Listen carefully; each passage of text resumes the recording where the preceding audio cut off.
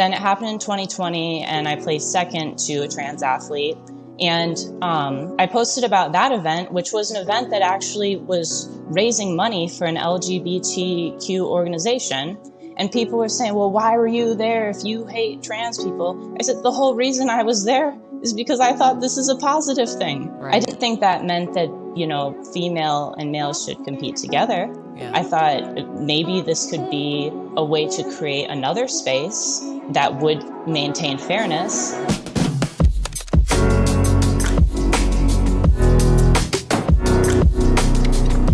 Today, we're going to talk about women. The Democratic Party is a party that has always claimed to be the champions of women, proud of Title IX, leveling the playing field for women and girls, creating unprecedented opportunity.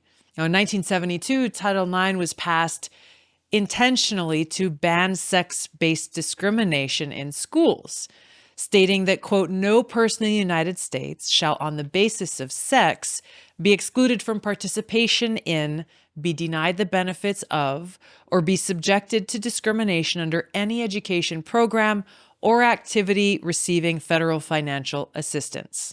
As you can imagine, this opened the door wide open to women and girls in school, in sports, and in professional opportunities. Perhaps the most immediate and widely felt impact involves sports. 1 year before Title IX was passed, female athletes comprised just 7% of participants in high school sports. Today, that number is about 43%. So knowing this just highlights how insane the Democratic Party has become, because now they are rejecting the objective truth that women exist, that there is such a thing as a woman. When asked directly, they can no longer define what a woman is. And they demand in some of the most powerful places in Washington that we replace words like mother with birthing person. Health equity for Black birthing people is attainable. Protect Black birthing people and to save lives. New York City's City Council last month replaces all references to mothers with birthing persons. I don't know if he is familiar with a menstruating person's body. In fact, I do know that he's not familiar with a woman, with a female or menstruating person's body. Now, by denying that there are biological differences between men and women, boys and girls, they are erasing women and denying the existence of truth. If one denies the existence of truth, then there are no boundaries in our society, and the truth becomes whatever those in power want it to be. There's no greater expression of hatred and hostility towards women than to erase the existence of women, of us, as a category of people. Anyone who's taken an introductory high school biology class understands that there are very real anatomical differences between men and women. Things like bone density, muscle mass, body fat, testosterone. All these things provide males with undeniable advantages in strength, speed, and endurance. This is a fact. The British Journal of Sports Medicine published a study last year that showed even 2 years following hormone therapy, men who had transitioned into transgender women still had an advantage in strength and speed. Competitive athletes understand the margins for victory are often very small, so even a 1% advantage can spell the difference between a win or a loss, let alone an advantage of double digits. Now, shortly after President Biden took office, he signed an executive order telling schools all across the country to allow biological men and boys who now identify as transgender women and girls, that they must be allowed to compete in women's sports. Turning this into a high-stakes hostage situation, the Biden Department of Agriculture announced it would take away meal funding for low-income kids at schools if those schools refuse to allow this continued assault on women's sports. So let's be clear. The Democrats who claim to be the party of empathy and care and compassion, they are willing to let innocent children go hungry if they can't force their agenda down the throats of you and your family in public schools.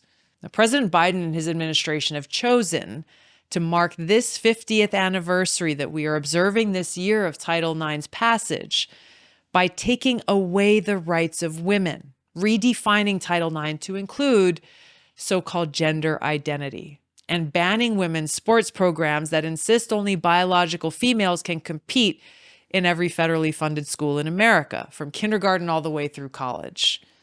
In today's Democrat Party, that is anti-woman and anti-truth, this woke Biden administration and its elite allies, they will harass and intimidate anyone who dares to disagree with them and their agenda, bully people into compliance.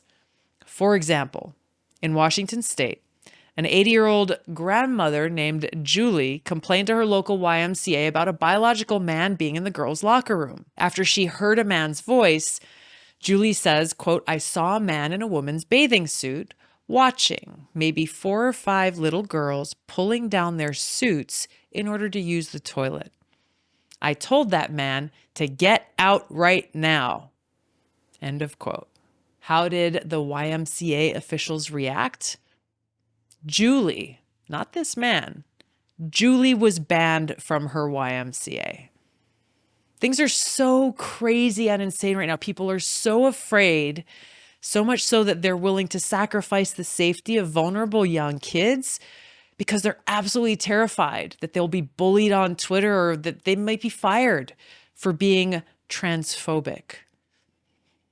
This is dangerous. We're approaching a point of no return.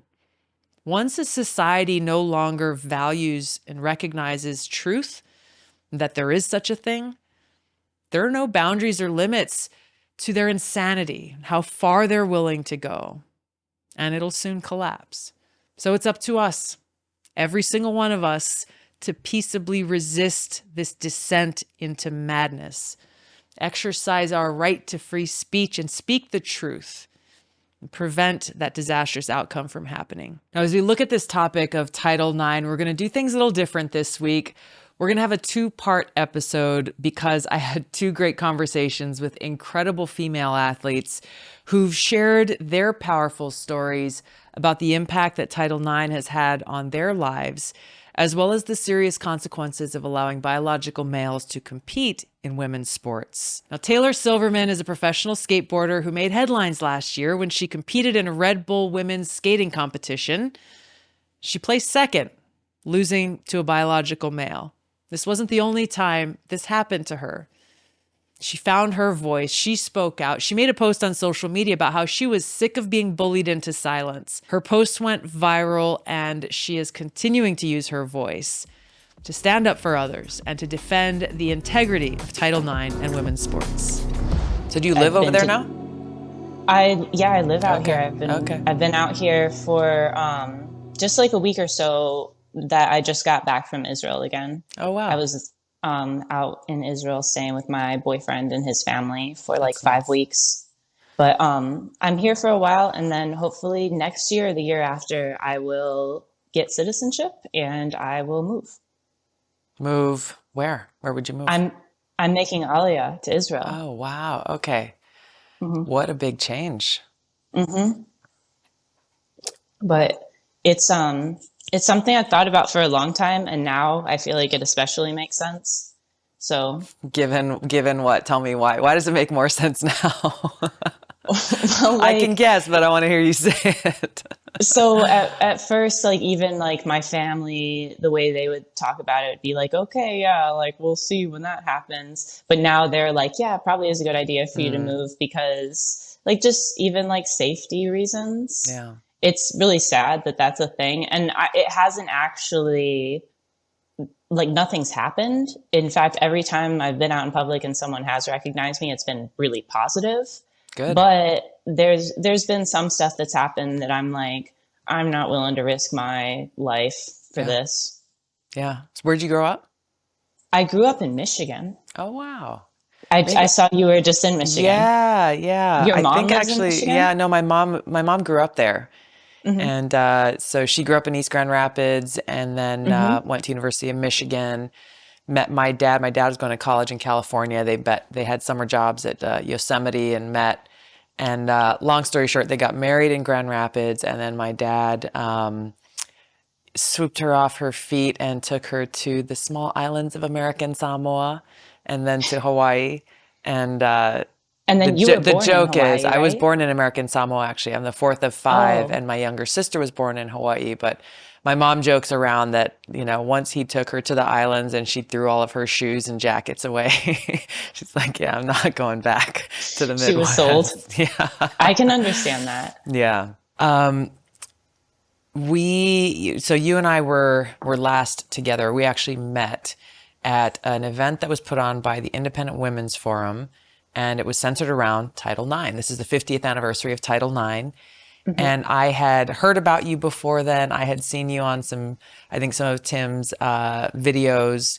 And so it was great to actually get a chance both to meet you. But that dinner that we went to, I just left feeling really hopeful after that, just to be there with, I don't know, there were probably like 30 women sitting around this table. A couple of men were there, but there were just such incredible voices of parents, of athletes like yourselves, of advocates and activists and journalists, and people who are all gathered together, not because, we're all part of the same political party or this or that, really just a diverse group of Americans who came together out of concern about how Title IX is being undermined, and that the bigger foundational issue with that is, in doing so, women are being erased. I mean, that's really what it comes down to. And so I've heard, I think we could just kick this off. I've heard from people who are not paying attention very much to this issue, but maybe they've heard news stories here and there about it, or even those who support the changes in Title IX that the Biden administration is making. They say, well, why is this even a big deal? There are so few trans athletes. This is affecting just like a very fraction of a percent of women and athletes. And so, like, honestly, why are you guys making a big deal out of such a small thing? And I've actually heard members of Congress saying this on the House floor as they're giving their speeches, like almost like it's a joke. Like, come on, guys, like, give us a break. Like, stop whining and complaining. This isn't affecting hardly any people. So what is the big deal, Taylor Silverman? Oh, it's a huge deal. And actually, that dinner and the rally that we had for the 50th anniversary of Title IX was my first experience being surrounded with other women who had gone through a similar experience as I did. So that actually was really eye-opening to me, even someone who's experienced it and spent years thinking, well, this keeps happening to me, but it seems to be this non-issue. It was really eye-opening to me to see that it had been happening and it had been affecting other women. It wasn't just a crazy coincidence that it had happened to me a few times. And also realizing the impact that this is going to have if this affects schools. Mm-hmm. Like, I went through this as an adult, and it's a very, very difficult thing to go through and know how to handle and speak up about and face the backlash for. But when I was growing up, I had the luxury of experiencing the benefits of Title IX. I played sports in schools. I didn't start skateboarding until I was a teenager. And I started skateboarding because I switched to homeschool and I would no longer play school sports because at that time that wasn't an option. And I just feel really lucky that I got to have fairness in sports, because I think that many women, many girls gain a lot of the life skills that they grow to use in their day-to-day life, in their jobs, with their families, from sports. They learn how to work on a team. They build their confidence. They learn how to win well and how to lose well, because that's part of it. And it's really empowering for women. And if girls do not have a fair place to experience that and to gain those skills, what is our next generation of women going to be like if they don't even want to go to tryouts, if they don't even want to go to the starting line because they know that it's unfair already? Mm-hmm. It's really scary to think about. And I know that a lot of people don't realize how impactful that is and what it's really like to go through. Because for me, it took me months to even speak up about it, because I knew, based on just my peers in the skateboarding community, that it would not be popular to say something, that this was a protected group, that there was no criticism allowed. And it also felt like I felt kind of betrayed by this community that I had supported always, because once it got to a point that it did seem kind of extreme and did seem nonsensical, and I said something about it, that was all forgotten, and I was free game to be harassed and attacked online. And luckily, I've received a lot more support than I have hate, but I understand why women are scared to speak up. But there's so much being lost. And, even aside from just the things that girls get out of sports, there's scholarships, there's prize money. Like, there's a lot of people do sports professionally, so this could cost you your career. Right. But I think that there's a lot to be lost, and I hope we don't have to find out. After it's already gone. Yeah. We really do have a lot of stories of examples of this aside from mine. There's Riley Gaines, there's Selena Soul and Alana Smith, and there's all these girls. There's high schoolers, there's college students now, and then it's impacted sports, more independent sports like mine. I know disc golf has been heavily impacted. Skateboarding's been impacted. This is now impacting combat sports, which is terrifying.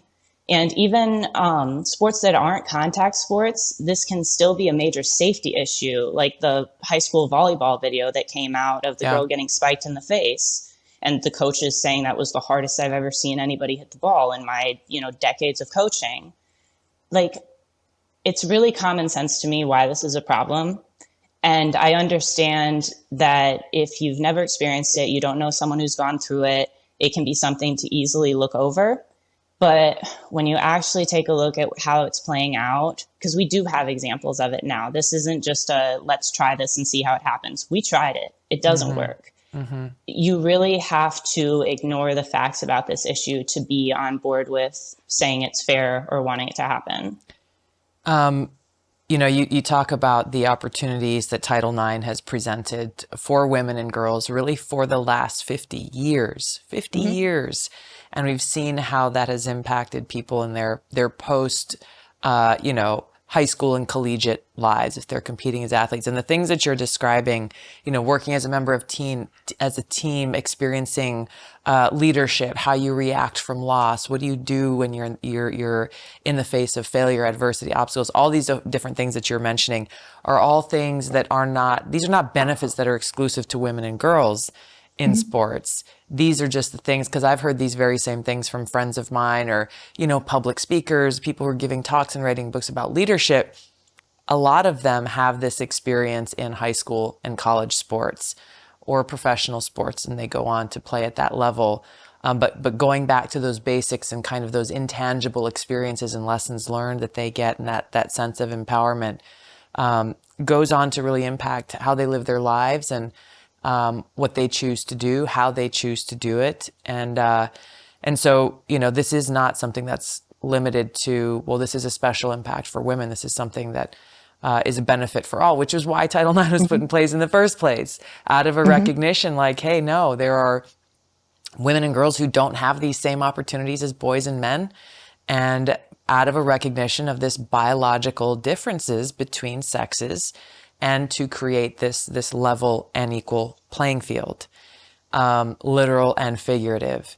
So talk a little bit about, you mentioned Riley Gaines. We're going to have her on the show as well.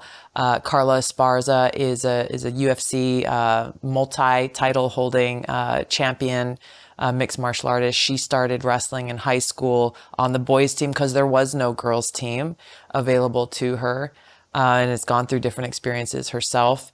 Talk about your own experience. You mentioned how, in this community, there were people who you stood for and supported, and then something changed. What changed for you?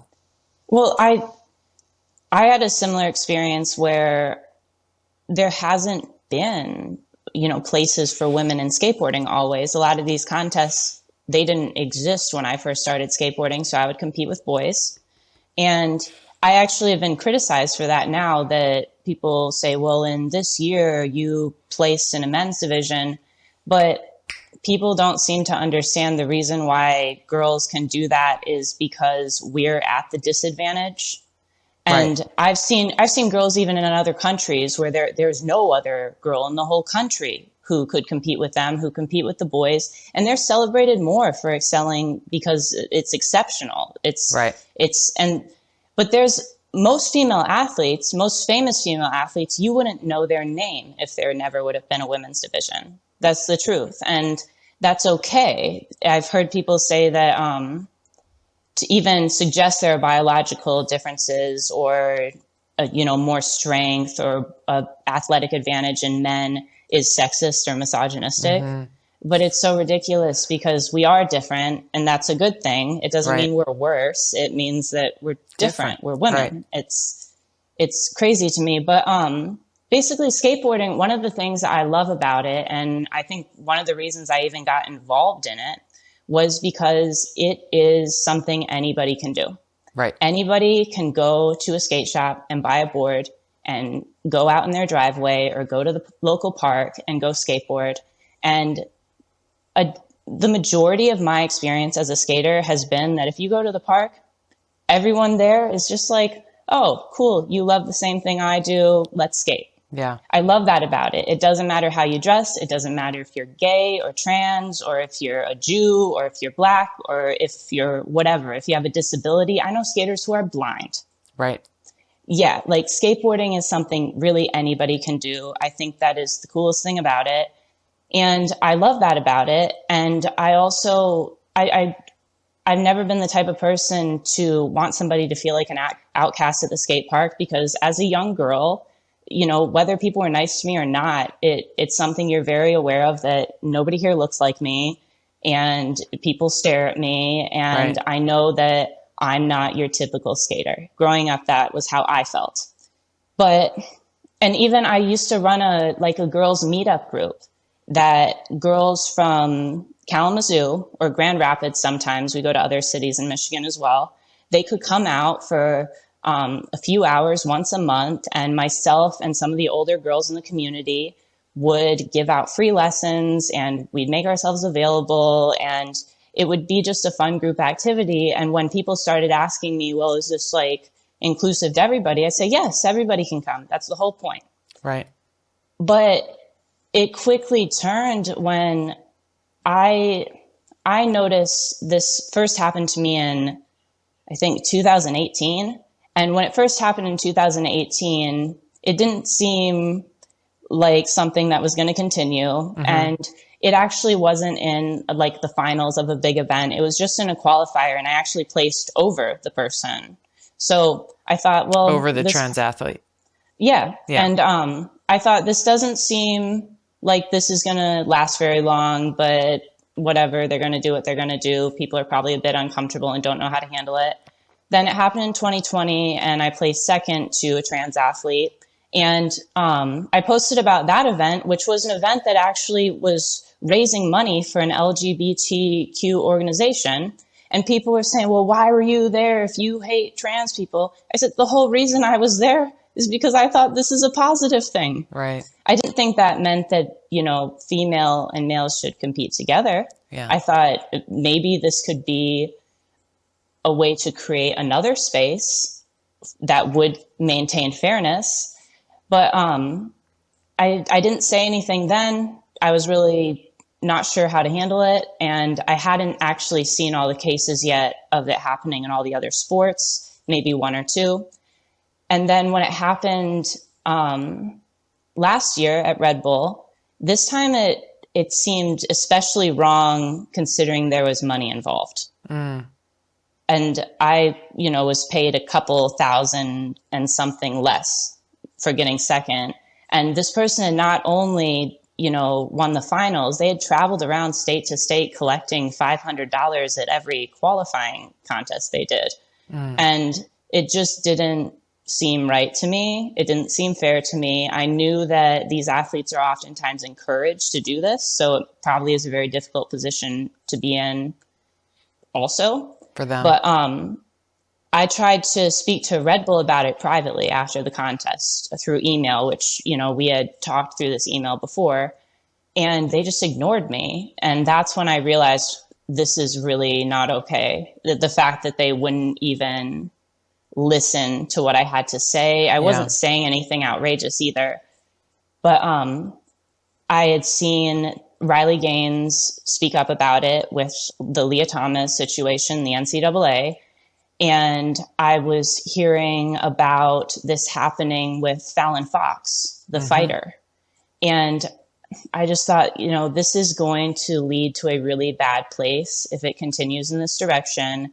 And I started to feel a lot of pressure just from myself. Like I felt a moral obligation as somebody who had gone through this the amount of times I did, and also been in second place and also lost money because of it and traveled and not been told that this was what I was traveling to go be a part of.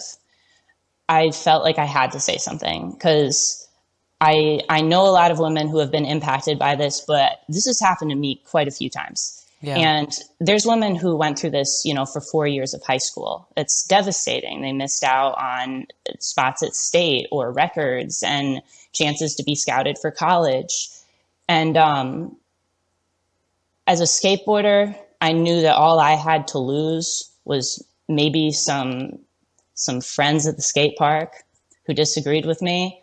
But I didn't really have anything else to lose. And I knew that I would feel a lot better if I said something because it felt like the right thing to do. And it was definitely the right decision. It's been like 6 months now since I spoke up. And my life has changed completely, but only in positive ways. And I've gained so much more support than I ever could have imagined, which I want girls to know. If you speak up, it's not the end of the world. Like it might actually be a lot of doors opening for you, which wasn't my intention. I didn't expect that, but I'm very grateful for it. Yeah. And I'm grateful to get to use my voice on this issue. But I think one of the things that you mentioned there is something that dangerously has created this culture of fear and self-censorship, where people don't even feel comfortable having just actually having a conversation about what is this? What does this actually mean? Well, why is it happening? Or what are the consequences of it? Just having an open dialogue about it. We're not seeing that happening in a lot of places. And it's largely because of what you went through, right? It's just saying like, hey, like biological men are different from biological women and shouldn't be treated as the same. That being equated with an assumption that how dare you say such a thing, you must be transphobic. And then the attacks and the smears and everything else. And so honestly, it's no surprise that a lot of people, like no one wants to be accused of that.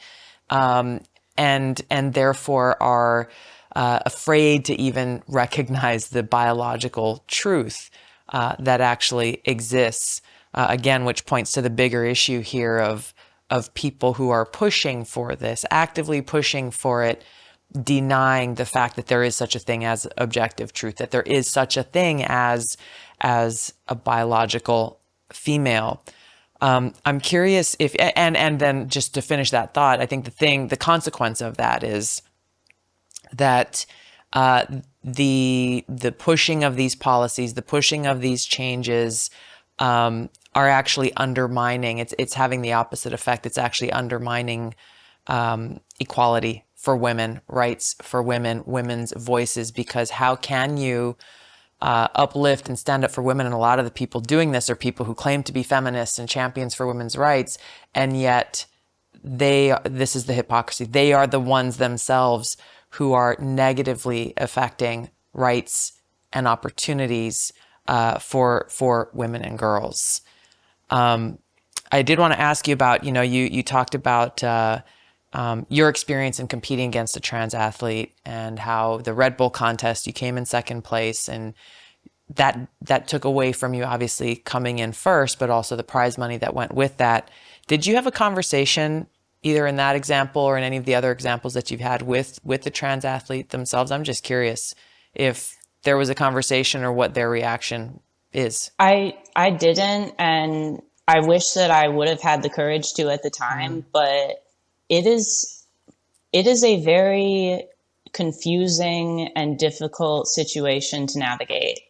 Yeah. And I had also traveled across the country on Hanukkah on a holiday. I had to ask my family, is it really right that I go? And they were encouraging. They were like, yeah, go. But for me, I kind of had just accepted that second place was what I got to aim for today, and that this is going to be a funny story.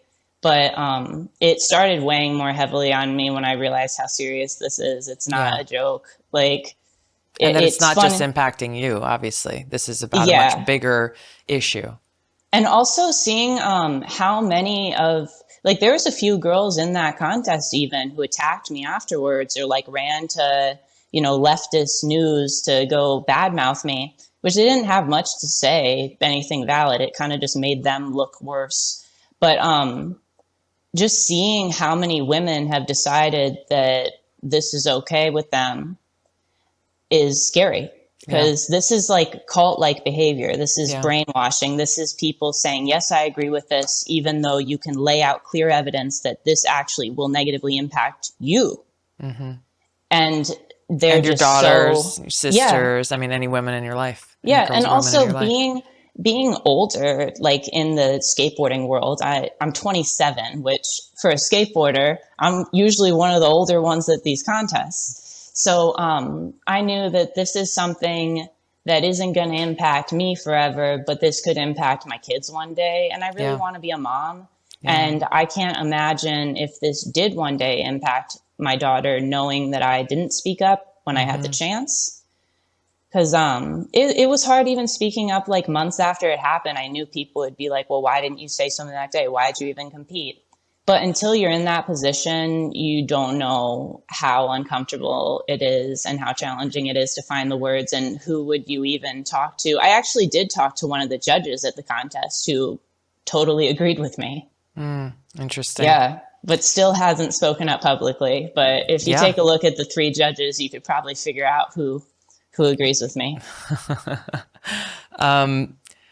You know, I think one of the other unfortunate things about this is that it has become such a politicized issue in this world of left versus right, you know, progressive versus conservative, Democrat versus Republican, and which team are you on? And if you're not on my team, then you're the enemy or the opponent or whatever, and just how divisive things are. Something as simple as biology now has become a political issue, and even worse, a political weapon. It's scary to me that this is something political, because for most of my life, although as I've gotten older, I've definitely become more conservative, which I think is common. I considered myself to be pretty moderate. So I'd like to try to see both sides of the issue. I think most people do.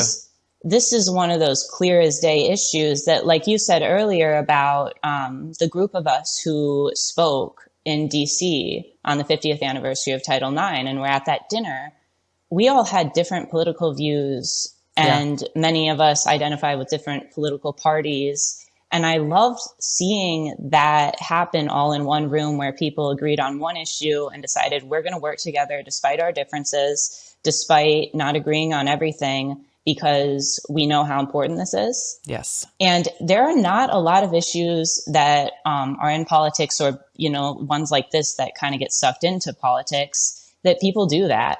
Yeah. And I think that speaks volumes about how important this really is to people. What do you say to people who say, you know, Taylor, that's all fine and dandy, but the only place I've ever seen you talk about this in the media is on Fox News or Piers Morgan, or on what some people call, you know, right-wing media sources? Why aren't you on CNN? I would tell them to go ask the left-wing media that has interviewed me, that didn't put out the interview, why they didn't put it out. Because I have done interviews with left-wing media, but they did not air them. No kidding. Did they not know what you were coming to say? There were like skateboarding magazines that reached out to do interviews, and it was just being asked the same question multiple times and being very clear with my answers, that at a certain point they you know, threw in the flag and said, I'm not sure we're going to use this. We're going to have to run it by someone. And I said, all right, cool. That's probably best for you. But I have done interviews with other media. Also, I've turned down probably 95% of the interviews I get offered, because I also have like a whole life that I'm juggling, and You've got your own life? A lot of work. It's a lot of work, especially you're still in the competing, beginning. Right? Well, right now I'm just working, and Okay. I don't even think Red Bull's doing the contest this year. Okay. But I have been invited to multiple contests that people think that I've been like, blackballed or something. But I've been invited to multiple contests, especially out in Florida. They keep inviting me. Yeah. But I've just been busy. I've been traveling around. And at this point in my life, I think it's more important for me to do some advocacy about Title IX because this is important in skateboarding. But I think the priority here is children. Yeah. I am really scared that if this becomes the norm in school sports, that this is going to have detrimental consequences for the next generation of girls. Yeah. So I've been traveling around and I've been working. I've also been going back and forth between America and Israel because my boyfriend's in Israel and I'm actually That's working long on moving distance. there. That's a long, long distance. Yeah, and I knew this when I spoke up that, I'm at the point in my career that at 27 years old and with the goals that I have right now, competing is not my number one priority. Even when I was competing, it was something that I would do when a contest happened to come around. And I had no plans to even go to Red Bull originally. A friend at the skate park just said, you should go to Detroit and win $500 this weekend. And I said, all right. And then I wasn't going to go to the finals because I was supposed to be in Israel. The only reason I went is because the trip got postponed. So for me, it's just something I do for fun. And it's not fun when it's not fair. Right. That really took the fun out of it. And it felt like I was in the middle of like a Twilight Zone episode, seeing everybody just so happy that this was happening. And I understand people want to be kind, but it's at the expense of all the women, all the female athletes. So I really don't understand that. Yeah. So what do you, what's your message to parents with daughters, young girls, people who are really concerned, other young athletes who are really trying to figure out in sports, especially where, they've not kind of made a decision or a policy on how to handle this. I know surfing is one of them. There are many others. Having been through it yourself, what is your message to them about what the way forward should look like? What do we do? I think that was a question I was asking myself 6 months ago. And especially if this is something that you've actually experienced, just telling your story and raising awareness really helps people understand why this is such an important issue. But even if you haven't experienced this, especially if you're a parent and you have daughters, I know it's scary. I know that it seems like your world will be over and everyone will come after you. But by not speaking up for your daughters, the message you're sending them is that they are not important enough to protect. Yeah. So you really have to prioritize these girls because kids can't do this themselves. Adults have to take the wheel here. And it's honestly heartbreaking to me to see teenage girls having to speak up about this because they should not have to advocate for themselves. Yeah. But it's inspiring. It's incredibly brave. And it gives me a lot of hope seeing that. But I also wish that it didn't have to happen. Yeah. And I get so many private messages from parents and from coaches and from someone who knows a female athlete who went through this or whatever it may be. And they think that they shouldn't have an opinion or they're not the one to speak up. But really, this needs to become a topic that is not taboo to talk about. Right. Regardless of how you feel about it, Yeah. You should be able to have a discussion about it without it turning into personal attacks or a screaming match. And just use your voice, speak up. You have the right to free speech. Use it. Like like we have Title IX. We need to protect it. It's a lot harder to get these things back than it is to sit back and watch them taken away. But this is a fight worth fighting. There's too much to lose. Yeah. When we see how quickly the progress that Title IX has made over 50 years, how quickly it is unraveling and being undone. It is an incredibly dangerous thing and will have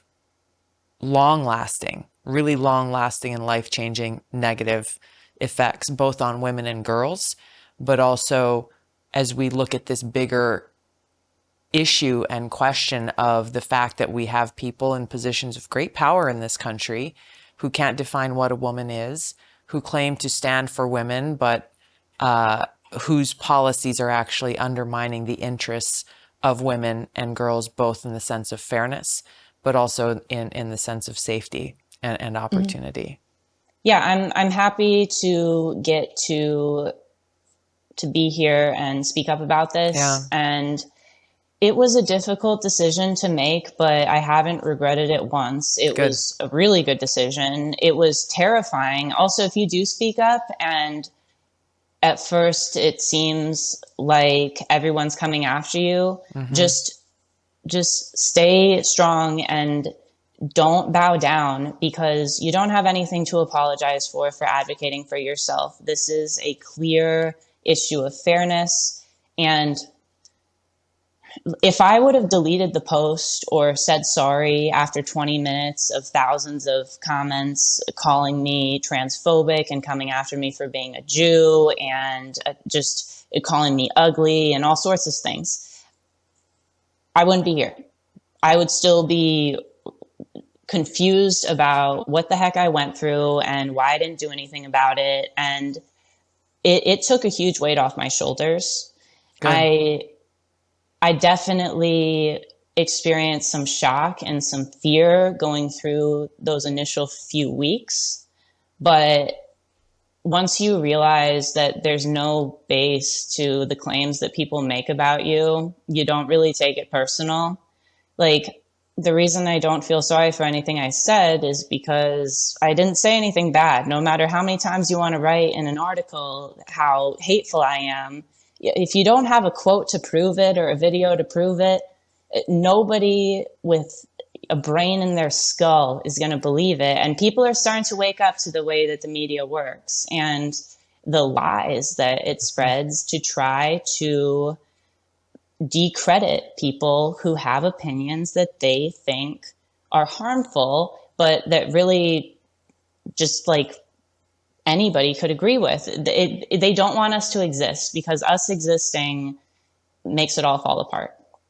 And it exposes the weakness and insecurity in their own position, especially in this instance. But as you can imagine, I've had some experience with the media and all of this.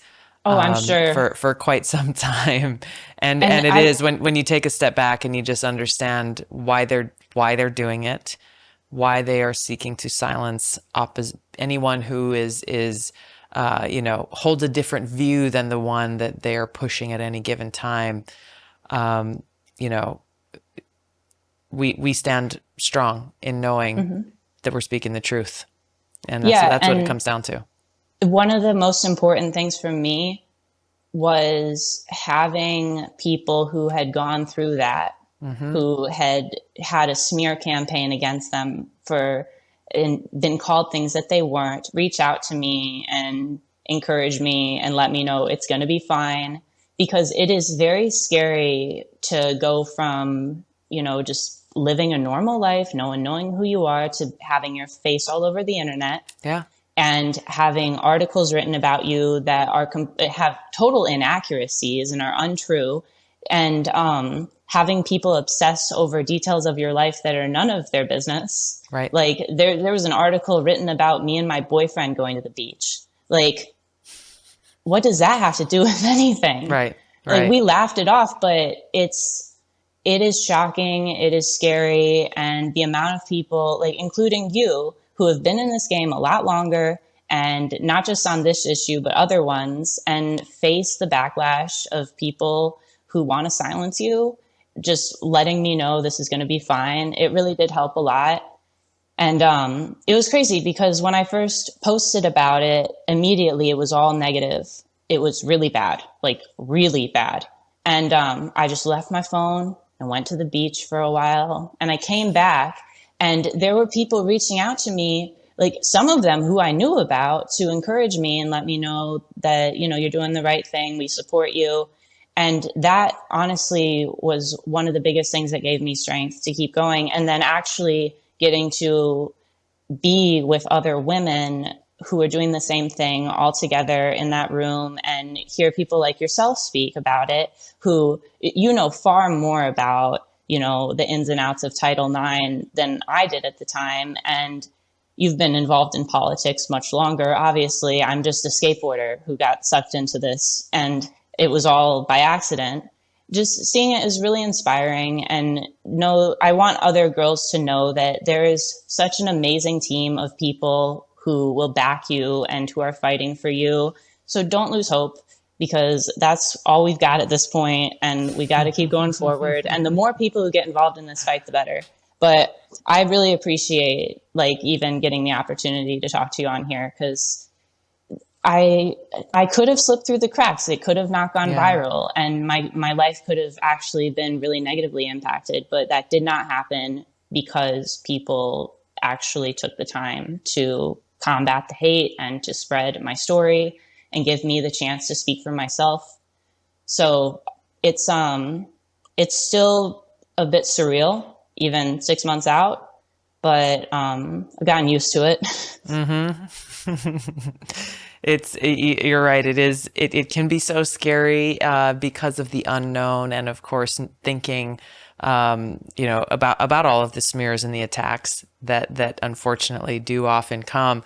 But as you've experienced is something that I've even just seen over the last few weeks, what to speak of over the last few years, which is there are a lot of people, especially around this issue. There are a lot of people all across the country who agree, who understand the truth. Again, this isn't something controversial. Actually, this is just the truth, the biological truth of the difference between men and women and boys and girls.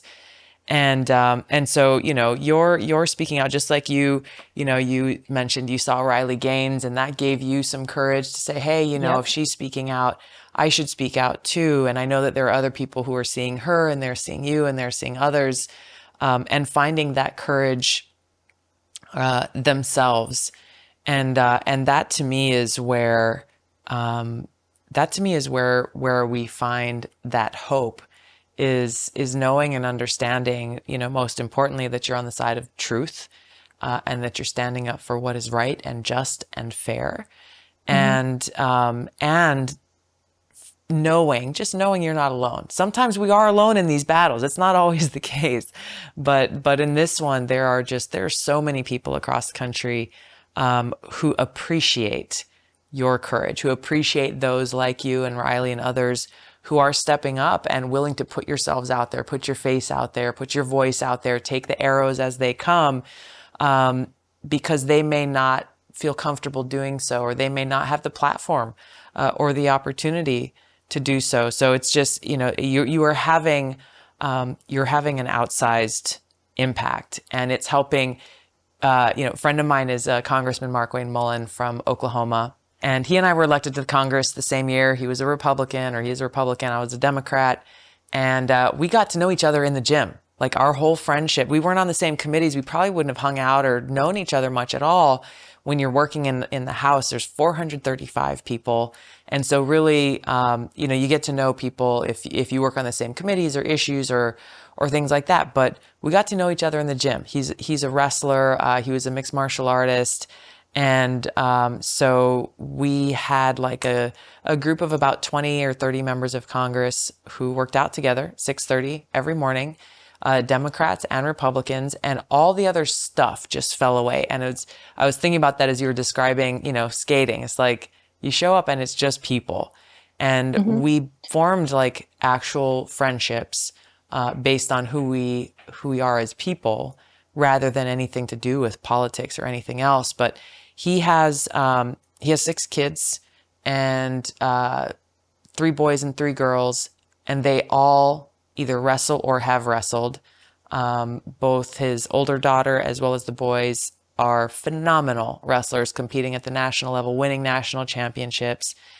And so for his older daughter, Lara, I think she's 13 now or 14, and they're concerned about her, and both what kinds of opportunities will be available to her, because even as we are in the 50th anniversary of Title IX, there are still not, there's not a Division I female wrestling team at all major colleges. It's very rare in universities. And so they're starting to look at, because she is somebody who I could see competing in the Olympics one day. But so Mark Wayne and I introduced legislation before I left Congress called the Protect Women's Sports Act, to very simply uphold the intent of Title IX and acknowledge that it was created due to the biological differences between the male and female sex. When we introduced that legislation, again, his girls directly facing the implications of these changes, he and I got so much hate. For me, colleagues of mine coming up to me and saying, "How dare you?" Colleagues of mine from the LGBT community, "How dare you?" Creating, again, the same thing, that same kind of reaction that you got. And, these things are never easy to do, but they are the right things to do. And I was in Oklahoma recently and had a chance to hang out with the kids there. And it was just awesome. It was awesome to, take this really important issue and take it out of the political realm and just remember, like, these are about our kids, these are about these young girls like Lara, who has incredible potential in her passion and pursuit of wrestling. Like, she'll come home at the end of the day from the gym at like 6 o'clock after school. She's done with wrestling practice or whatever. And she's sitting there on the weekend. She's like, "Man, I just wish I could go back and wrestle. Like, I wish I could go back to the gym." Like, that's all she wants to do, which is so cool. And I can relate to that. Yeah. But, like, could that excitement and passion be lost if you know that it's not an equal opportunity for you? Right. And yes, it can. I know a lot of girls who just won't even enter contests now. Exactly. Like, I don't want to do contests until I know that contests are fair. Yeah. And the ones that reach out to me, they're all ones that are like, yeah, this doesn't happen here. And there actually are groups in skateboarding that don't allow this, smaller groups in like the Florida Amateur Skate League. And it's not across the board agreed upon, despite what people want you to think. But that's good hearing that Democrats and Republicans go work out together and it's fine. And that's how it used to be for everything. But I think everything's become this politicized thing, and like all these issues are black and white and you have to agree and be in complete compliance with everything, and it's all or nothing. You can't even talk about it. And even just going to the skate park now, you can feel that from certain groups of people, or from like certain areas. Like when I skate in a college town, for example, it's a different feel than when I skate out here. I'm sure. Which that's a whole other conversation of itself, of what's happening on college campuses. And it's unfortunate. And I think this is the thing about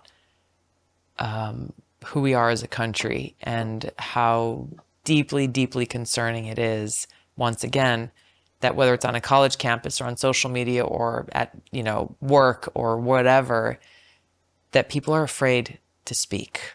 People are afraid to have dialogue. People are afraid to have conversation, because things are just so politicized, and there are actual potential negative consequences of people being canceled or fired or having opportunities in sports or other areas actually taken away. I think there's also been like a bit of, I don't know what the right word would be, but like reverse cancellation starting to happen. Like in my case, for example, maybe I'm the exception, but I didn't get kicked out of anything or fired from anything. I got job opportunities. I got opportunities to go to speak at events. Like I have traveled to places that I never would have traveled before. Yeah. And I've gotten to meet so many incredible people who are all working on this issue. But like I took one of those jobs. For me, it's been nothing but opportunities and support, and all of the hate and backlash is online. Yeah. And Interesting.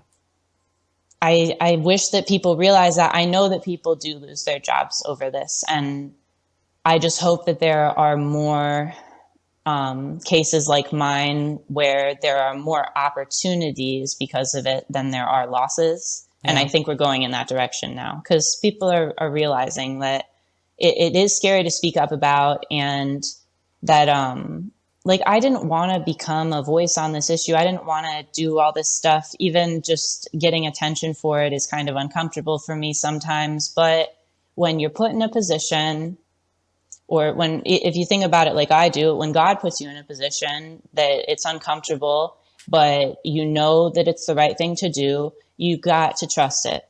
Yes. And I'm glad I did. I feel like if I hadn't trusted it, I would still be wanting to speak up now and be really unhappy with having not yet. And that's really where that strength comes from. You know, And- as I've been through a lot of these challenging situations, and whether in person or online, and it has been there, it's been both, where you can just feel people's, you know, anger and hatred seething through. I find my peace and my strength in God's unconditional love, and what else matters, actually, when it comes right down to it. And I think that's where, when we talk about hope, and when we talk about where we find that strength in the midst of chaos, in the midst of darkness and hate, is in God's love, and what His love inspires in every one of us. Both you know, especially in the position that you're in, when you're dealing with people who are coming at you with hate, how do you respond? You know, and I think that's really key in this whole debate and conversation, is when people are standing there calling you names, how do you respond? Because there's a choice. You can respond to hate with hate and anger and more name calling, or you can respond with strength and courage and truth and love. Yeah, and sometimes you have to not respond at all, because sometimes people just want to get a rise That's out true. of you, and it's not that they actually want to have a conversation, understand each other's point of view. When they do, I think you should take those opportunities. And that's why I've done other interviews that you'll never see, that have been, you know, burnt and are gone forever. But yeah, it's pretty sad that people will attack someone they don't even know over this. Yeah. And that's why it hasn't, like, there are moments that I've really struggled, and it's weird, like when people are like, oh, you're really strong, you're really brave, and I'm like, oh, you should see me when I'm not on camera sometimes, because it is scary. And I remember like the first couple of weeks having like panic attacks about it. And there was a moment, actually, I think I only talked about this in an interview with Tim, but that just by chance, the person who I rented my studio from in Israel, in Bat Yam, when I had just spoken up, my first interview came out, and by chance they had messaged me. There was also a bit of a language barrier, but they had basically requested that I leave the apartment. And I actually thought for a moment that I was getting kicked out of my home. And Who asked you to leave? The guy that I rented from. But it ended up being a total misunderstanding. I thought he was like, you went on the news and said this, you're out of here. But all it was that he wanted to offer me money to move to a different room so that he could put somebody else in my apartment. Okay. But because of the language barrier, it sounded different. Yeah. And, but right then when I thought, oh my gosh, I'm actually getting kicked out of my home, that was like absolutely terrifying. And I think that was actually kind of a test that God had put there for me, to be like, are you going to freak out? Are you going to panic? Are you going to make a plan? Right. Are you going to get this clarified? And I got it clarified while also kind of having an idea of what I would do if I did get kicked out and everything was fine. Yes. But I mean, I know there are people who get fired from their jobs. There are girls who've gotten suspended from their schools for Exactly. speaking up. And it's ridiculous. And I do hope that those things get rectified. I do hope that those people get the apologies that they deserve. Yeah. But in the case of people just coming after me, hating me on the internet, I feel more sorry for them. Like, Yeah. I just feel like if you're commenting or sending messages to a stranger on the internet to tell them to hurt themselves for any reason, you're probably not in the greatest mindset Exactly. or mental health. So I wish you all the best, but it doesn't make it okay. But I'm glad that I have the perspective to know that, so I don't really feel impacted by the messages. Yeah. Honestly, this is kind of, I don't like to admit this, but some of them, like, they're kind of funny, kind of get a kick out of them, read them with my friends and family. That's like the mean tweets thing I've seen different like No, I celebrities, other literally, people do. I thought I could make like a show where I just drink wine and read hate messages. It would I be think it'd probably do hilarious. pretty well. Like, that might happen. Yeah.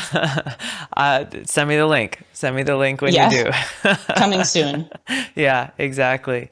I think what's good, I mean, other than kind of the entertainment value I think it would be pretty funny and entertaining, but I think it's also good, those kinds of things, because it takes away kind of the so-called power that those mean social media messages and attacks have. But I know and those what attacks, their intended effect, because you're not giving them what they want. yeah, and it's actually scary thinking about like what is the intended effect, because Yes. there are absolutely stories of people having terrible things happen. Like Right. I recently heard the story because I saw Blair White, who's a trans YouTuber who actually advocates for women on this issue and, you know, covers all sorts of like really woke content, and it talks about her opinion on it. She made a video, this must have been a while ago, but I came across it, about Dave Chappelle and his comedy. And he had a friend who was a trans comedian who spoke in his defense and received an awful backlash from that community online. And whether it was entirely related to or not, did end up taking her life like a week later. And it's pretty scary to think that that's actually the end goal of some of these messages. Yeah. That is horrifying that anybody would ever want to encourage somebody to do that, or even whether it's to hurt yourself or to take your life or just to make you feel terrible. Yeah. It's like, it's just wrong. Most of us learn this in grade school, that this type of bullying is wrong and that it's not appropriate in any situation. And if you behave like this, it really says a lot more about you than it says about the person you're attacking. Exactly. But this can lead to people actually harming themselves or not being here anymore. And it's very confusing coming from this community that claims to be so inclusive and kind, because I've never seen that type of attack from any other group. Yeah. Like I'm a Jew, so I've experienced anti-Semitism, for example, from every political party, every type of person. Everyone's got a different idea of how to hate a Jew, and this is the first group that's actually said things like "go kill yourself" to me. Jeez.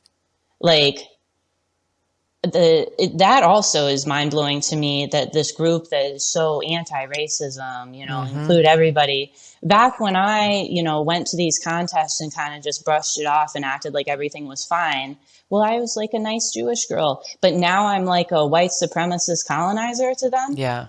Yeah. It's like they change things around. They attack minorities who don't agree with them. There was actually a girl who made a video. I spoke up about a New York contest that I actually wasn't at, but it was another same situation. Trans competitor wins, there's money involved. The girl who got fourth place spoke up, made a video. That video was, I think, deleted pretty quickly because she had received some comments, but nobody ever talked about it. And I think that it was possibly because she's Black and it might have not fit their narrative. Wow. So I was in an interesting position that, like, being Jewish, I got attacked for being a Jew more than I got attacked for being a transphobe or a TERF or whatever. I didn't even know any of those terms before I started posting stuff on the internet. But it's very strange to me that that group will go after you for something like your ethnicity. Exactly. You'd think that would be off limits for them. Well, it but goes nothing's against, off like you limits said, for them. no, nothing's off limits. And it just reveals the utter and complete hypocrisy of, people who demand respect, tolerance, and acceptance from everyone else, but refuse to respond in kind if you dare to disagree or have a different view or not. It's not even that anymore. You have to be, out on the streets protesting, screaming through a bullhorn. I mean, it is dangerous because, it's not just like, well, obviously everyone's entitled to their opinion, everyone's entitled to their position and however they feel, and free speech. Everyone is entitled to that freedom of expression. Where it gets dangerous is, and I've talked a lot about this, especially in my statement about why I left the Democratic Party, is what's dangerous is when they are in power and they are taking their opinion, which is like, hey, Taylor, I don't agree with you and I don't think you should be allowed to say what you're saying. It's one thing to say that. It's another thing to work through the back channels of big tech to try to silence people. And it's another thing when you have the Department of Justice and the FBI and all of these federal agencies that exist to serve the interests of the people, but are being politicized by those in charge to further their own agenda or their own political position or their own political power. And that is that's the most concerning thing about everything that we're seeing about this culture of fear, and self-censorship that people feel now because of the consequences that they see people like you and I and others are enduring, and they don't want to go through it. That's what it comes down to. And again, I think this is, I keep saying this over and over because it is important about having voices and examples like yourself that people can look to and say, you know what? I need to, in my own way, stand up for what's right. I need to, in my own way, stand up for the truth. I need to, in my own way, stand up for, my girls or women, period. Yeah. And so, and I needed to see those examples too. It was seeing Riley. And also another thing that I did some research online, like on YouTube, seeing if there were any trans people talking about this. Yeah. And who I came across was Blair White and Sarah Higdon, two trans women.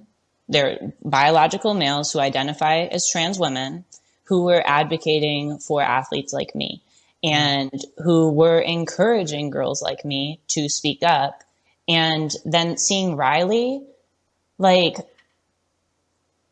she acted like this was no big deal. This is just stating the obvious. And, I went through it and they mistreated me. So of course I speak up for myself. And I thought, why did I even have to think twice about it? Exactly. It was really inspiring. And now I've met Riley and she's such an incredible young woman. She's so inspiring and she's just a really great person. And I know that people say terrible things about her too. Like she recently posted some of the messages she's got. Yeah, and I get similar ones. And it's like, we don't deserve this, but we can take it. Yeah. Yeah. Well, thank you for being willing to take it. I know you're going to continue to Honestly, drive on. And it was probably skateboarding and probably for her being a high level athlete in swimming and, a college athlete in swimming that prepared us to deal with what we've dealt with. It's true, but there are many, many other female athletes at some of the highest levels of sport who are not. They're not willing to stand up and speak out, and they are silent or worse, perpetuating this false narrative that there is no difference. So I just want to thank you again, Taylor, because we need more voices like yours. And I'm so grateful you took the time to, And more like join me yours, here too. today. Thank you very Thank much. I you wish you for well. everything you're doing. And thanks for having me. Thank you.